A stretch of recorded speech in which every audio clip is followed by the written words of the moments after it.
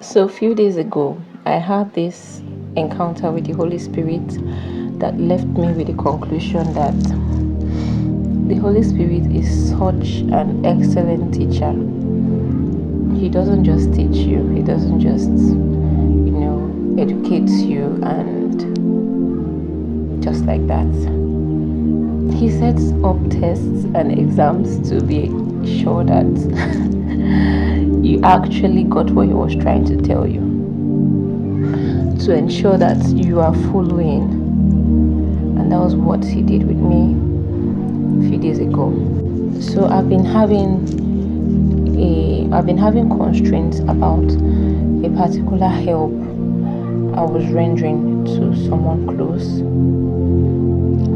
because I felt I was being taken for granted. I felt like the person was taking my goodness and my good actions for granted and probably trampling on me, like turning me to a toy or like something that like I felt used. You get? So I called my daughter and I was like, this particular person, let's stop. You should just stop this. Do you understand? Let's stop doing this for this person. And I gave instructions. And when my husband came in that night, I remember telling him I don't want us to be helping this particular person because it's a close person to us and we are all aware. So I was like, I don't want anybody. I was giving the instruction because I was paranoid. You know, when you feel used, like you're helping this person out of the goodness of your heart, and the person is now taking it like, if you don't do it, do you understand? Like the person will be around and can do it for him or herself, and the person is just riding on you. So I felt annoyed. I was angry, which every human being would naturally feel. So after giving out this instruction, I was like, because it's not right. When my husband was like, why? I was like, because it's not right. You know, like, do you understand? I was trying to justify my anger, which made sense. And after that, the Holy Spirit was like, okay, like as if it was even, you understanding what I was saying. I was like, it's not right. Like, you don't let people use you like that. I was even trying to justify myself that the Church of God suffered violence and the violence they get it by force. And the Holy Spirit was like, And he just let me rant and rant and rant. And when I had finished ranting, he just said something. He just gave me the intro of a verse. Do not be weary in good doing. I was like, the person really support me right now. Like, Chombi, do not be weary in good doing again. And I just paused. And I was like, when you diverse, like, they just shut you up with what you know is the reality. And I was like, but it's not right. It was like, but it's not in our place to decide. It's not in our place to judge.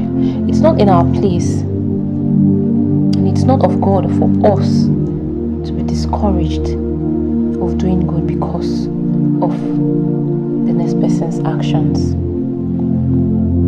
And then he gave me an assignment. He said, find the verse. I didn't have the verse offhand, right? So I found the verse, and it was in Galatians 6, verse 9 and 10. And it says, and let us not be weary in well-doing, for in due season we shall reap if we faint not.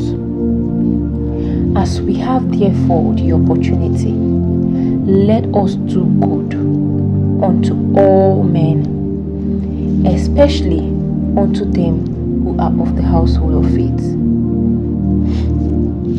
Like,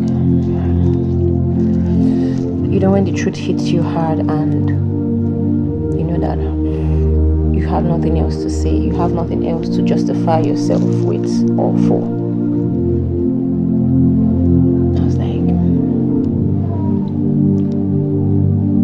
felt the need to apologize to my husband for, acting out, and which I did, and I was like,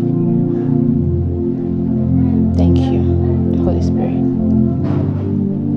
Thank you. It's that soft little voice that pulls us back on track. And the point here is, the next day, the Holy Spirit set me up with an assignment to test that exact thing He taught me with that same person, with that same action I was furious at. And I was like, let us not be weary. And I went on to do that good that I knew I had to do. I knew I was meant to do. I would have, in my right senses, of course, not do what I was meant to do, because I was trying to justify what was right and what was not right. But what is right to the flesh and what is right to the spirit are two different things. And you choose to walk with the spirit, that's life.